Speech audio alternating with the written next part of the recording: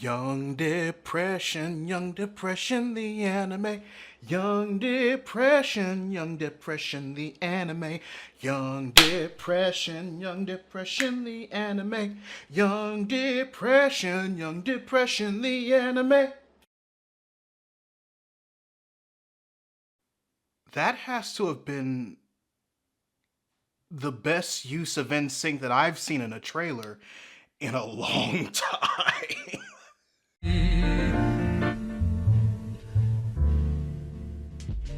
I don't know about you readers, but I'm currently enjoying this new wave of Disney Pixar films that we've been getting as of late. So far, there has only been one film that didn't sit right with me, and that was Disney Pixar's Soul, which I've explained my reasonings why in a video I made on the subject a while back. But recent films like Coco, Inside Out, and Luca have been fun, relatable, and oddly allegorical in their storytelling. That's why, considering the storytelling role Pixar has been on lately, I'm kinda stoked for Turning Red. Not only has Pixar been stellar in getting me interested in slice of life stuff, a genre of storytelling that I have no problem admitting bored me to tears in the past, but seeing more North American Asian representation in film and television is a huge plus. Especially if the story finds a way to play into the heritage and culture of the individual or family in question, in which Turning Red does both. Mei Li is a Chinese Canadian who finds out that because of her ancestors' association with the red panda, aka Matt McMuscles' persona, she starts turning into a giant anthropomorphic one whenever she gets too excited or stressed around the time that she turns 13. Now, I was already on board this premise when I first saw the teaser trailer, and that was mostly because one of the things that I was able to relate to the most was Mei's association with her mother and how her overprotective actions just added on to her anxiety. Same, Mei. Same. Now, while the full trailer does give a bit more context to the reason why Mei's mom is like this, it's the overall struggle of self-acceptance Mei has to go through, compounded with dealing with her mom, that made me understand a possible way someone can take away from the story overall. And that's one of embracing not the person others want you to be, but the one that you want to be. What initially tipped me off that this was a route that the movie would go in was how the full trailer initially presented things.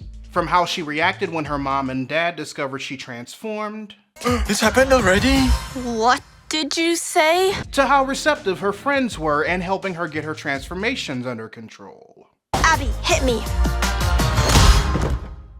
Oh! Now, at first glance, one can look at these situations and take away that what Mei is going through is a metaphor for puberty, which is completely understandable and fits within the subtext just as well. But what really sold me on this being Mei's journey of embracing her whole self is what she says in the trailer. My whole life I've been perfect little Mei Mei. But maybe I like this new me.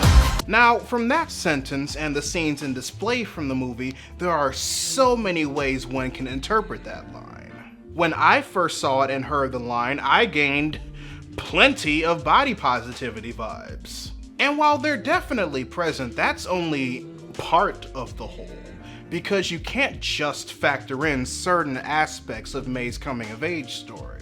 Everything from the type of kid Mei was before her family's curse kicked in, to how her mom was presenting herself in both the teaser and the full trailer plays a key part in her development, breaking out of the expectations and control of others in order to be her own person. From the way things look in the trailers, Mei's mom is a tiger mom, a mother who is incredibly strict and obsessively invested in the success of her child. And for a while, it looks like Mei kinda fell into this doctrine according to the full trailer because that's her mother. Straight A's, taking up an instrument as an extracurricular, probably for scholarship reasons, things of that nature. So by the time Mei has been bestowed the curse of the red panda, her mother is even more overprotective than usual. following her around to make sure she doesn't Hulk out and expose herself, while at the same time giving her panic attacks and increasing her chances of hulking out because you're literally stalking your child. In a way, yes, there is a body positivity narrative in Turning Red in how May's mom sees her transformations getting in the way of her life versus May's eventual acceptance of herself and not looking at it as a hindrance if she's stuck this way. But at the same time, it's also giving May the opportunity to learn that she doesn't have to live for her mom. She can live for herself. And that receiving the situation helped her finally be able to see that. Is this me saying that both points can't coexist in the same narrative or that one is more prominent than the other? Absolutely not. Turning Red might be one of the most versatile narratives to come from Pixar because of that fact. And honestly, I welcome media with that much multifacetedness in its narrative. But from the way that Turning Red is setting out to be, its allegories are less compound and more layered. Not a mixture of certain morals blending into one finite one, but multiple lessons that present themselves and can easily be applied throughout the narrative that collectively add to the whole message. And, just like May, that's perfectly fine. But I digress, readers. Your homework assignment for the day. Write in the comment section below if you're looking forward to watching Disney Pixar's Turning Red. Or if you feel like sharing with the rest of the class a movie you've seen that had multiple meanings and allegories within it that all resulted in one large takeaway. Whichever question you decide to answer, I'd love to know your thoughts. If you want to help financially support the channel, you can join my Patreon by clicking the card at the end of the video or in the link in the description down below, where you can also find a link to my merchandise store. Or if you prefer to give a one-time donation, you can find links to my PayPal and my Ko-fi account in the description box as well.